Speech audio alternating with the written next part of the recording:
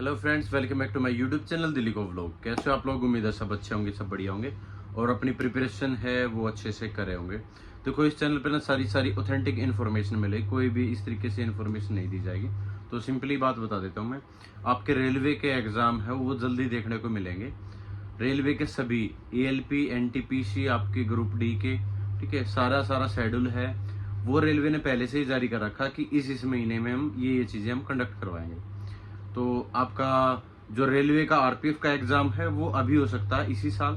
बाकी और सारे एग्ज़ाम होंगे जितने भी ALP के स्टार्टिंग में हो सकते हैं जनवरी फरवरी में। उसके बाद आपका NTPC का हो सकता है, ALP का हो सकता है, फिर आपका ग्रुप डी का होगा। इस तरीके से जो शेड्यूल है वो जारी किया गया है। तो इसका मतलब ये है कि आपको प्रिपरेशन के लिए कम से कम ये मान लो 6 से 7 महीने चाहिए, कोई भी एग्ज़ाम आपको निकालना हो।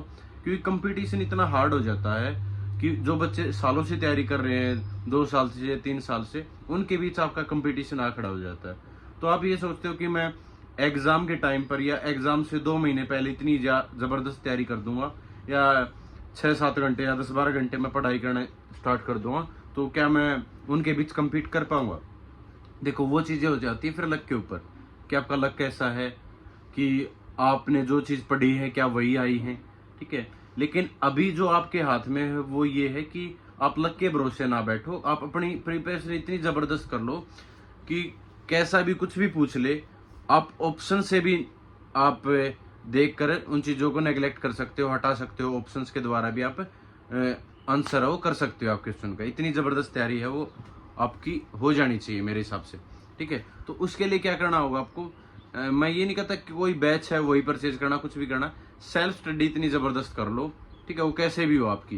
किसी ने अगर बैच परचेज कर रखा तो ठीक है, अगर नहीं कर रखा है तो कोई दिक्कत नहीं है। आप यूट्यूब से ऑनलाइन कंटेंट इतना ज़्यादा दे रखा है, ठीक है, कहीं ना कहीं ज़रूर मिल जाएगा और वहाँ से आप लोग पढ़ाई करनी स्टार्ट कर दो। आपके पास मैंने बुक्स अलग से बता रखी हैं, ठीक है। रेलवे की आपकी एक प्रीवियस ईयर की है, ALP की, सॉरी, पिनेकल की ले आओ या किरण की ले आओ, ठीक है।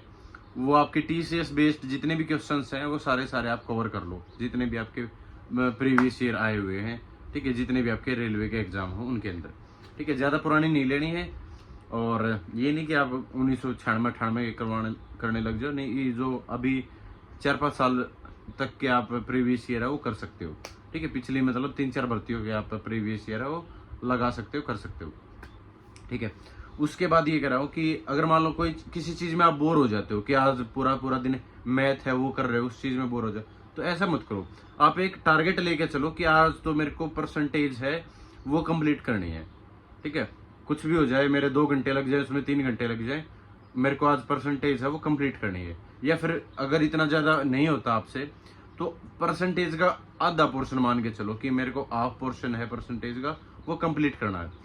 जैसे मेरे पास थी एक राकेश यादव सर की बुक, ठीक है, तो उसमें मैं ऐसे ही करता था कि परसेंटेज के मतलब वो टाइप थे, टाइप 1, टाइप 2, टाइप 3, इस तरीके से। तो अगर 5 टाइप थे तो मैं 2 टाइप कर लेता था या 3 टाइप कर लेता था, 2 टाइप अगले दिन कर लेते, ठीक है। उससे आपका क्या होगा कि वर्कलोड इतना नहीं रहेगा आप पे, ठीक है। जो मैनेजमेंट है सब्जेक्ट का सारा का और एक इंटरेस्ट बना रहेगा, वो चीज़ करनी है, ठीक है। तो परसेंटेज निपटाया, उसके बाद क्या करना, आपको रीजनिंग पे चले गए कि रीजनिंग को मेरा आज एक चैप्टर है वो मेरे को कंप्लीट करना है, फिर उसके जो प्रैक्टिस है वो लगाने बस, ठीक है। वर्कलोड इतना नहीं करना कि आज तो मैं 10 यूनिट करके 10 चैप्टर करके मानूंगा या 5 चैप्टर करके माना। उसमें क्या होगा, आपके दिमाग पे प्रेशर ही पड़ेगा, ठीक है। दिमाग पे इतना ज़्यादा प्रेशर पड़ जाएगा कि वो चीज़ें समझ में भी नहीं आएंगी और आपकी कवर भी हो जाएंगी। मतलब आप उन चीज़ को करते भी जा रहे हो लेकिन वो चीज़ें समझ में भी नहीं आ रही। तो ऐसा मत करो कि सिर्फ आपको कवर ही करनी है एक बार, ठीक है। ऐसा करो कि आपको अच्छे से वो चीज़ें समझ में आ रही हैं और आप कर भी रहे हो, ठीक है। चाहे बेशक थोड़ा कर लो लेकिन इतना करो जो आपको समझ में आ जाए, ठीक है, जो दोबारा से आपको सिर्फ रिवाइज करना पड़े, ठीक है। ऐसा करके चलना।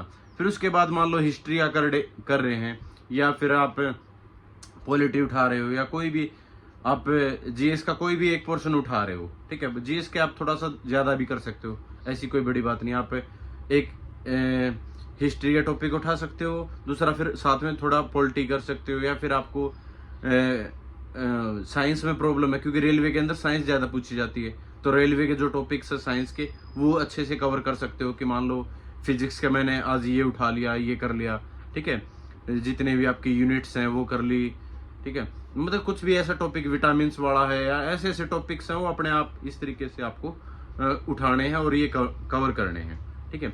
फिर उसके बाद ये नहीं कि आपको सारा एक ही दिन में एक ही सब्जेक्ट के ऊपर टाइम इन्वेस्ट करना, थोड़ा थोड़ा करके आप हर एक सब्जेक्ट के ऊपर टाइम इन्वेस्ट कर सकते हो, कि जीएस के ऊपर कर लिया, रीजनिंग के ऊपर कर लिया, मैथ के ऊपर कर लिया, रेलवे के अंदर तो 3 ही टॉपिक है तो तीनों के ऊपर थोड़ा थोड़ा टाइम इन्वेस्ट कर लो।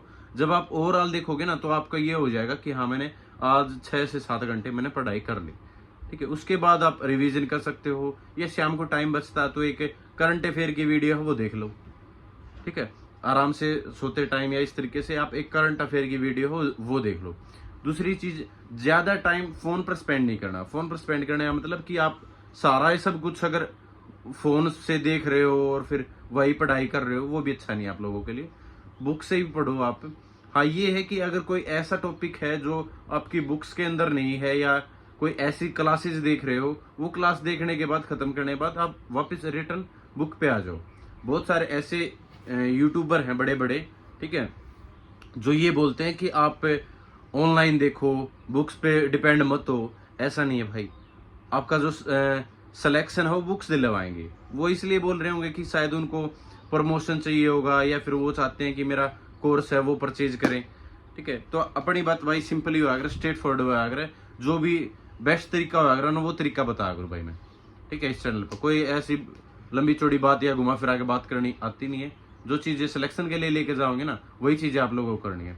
करंट अफेयर अभी से करने लग जाओ, फिर वो बर्डन हो जाता है, क्योंकि फिर कंफ्यूजन हो जाता है बहुत बार कि मान लो लास्ट के टाइम में हमने 3 महीनों की तैयारी, 4 महीनों की पढ़ रहे हैं करंट अफेयर, 5 महीनों की पढ़ रहे हैं करंट अफेयर।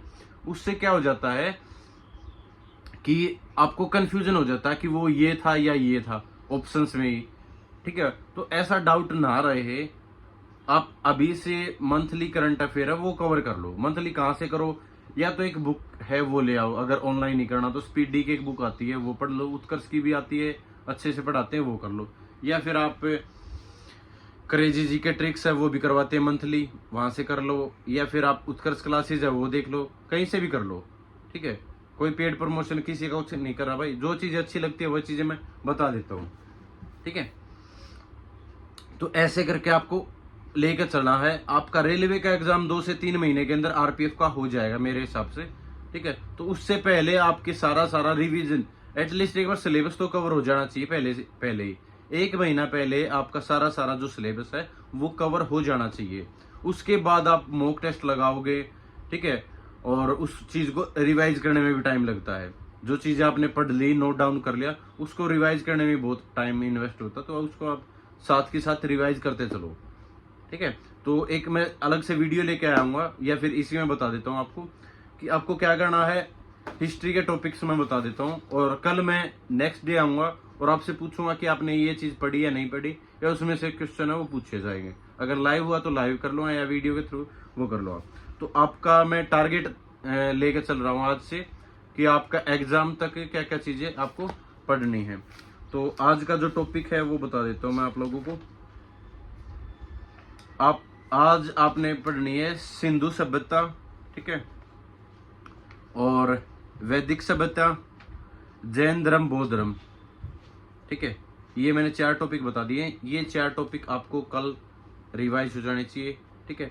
परसेंटेज की जितनी भी आपकी टर्म्स हैं कि आपका 5% कितना होता है, ठीक है, 10% को रेशियो में, ठीक है, 11% को रेशियो में क्या लिखेंगे, 12% को रेशियो में क्या लिखेंगे, इस तरीके से 1 से 20 तक की आपकी जो परसेंटेज है वो आपको पता होनी चाहिए, फटाफट वैसे ही याद हो जानी चाहिए कि आपका ये परसेंटेज है ये किस रेशियो में आएगी, ठीक है, अपोजिट दोनों साइड की, ठीक है।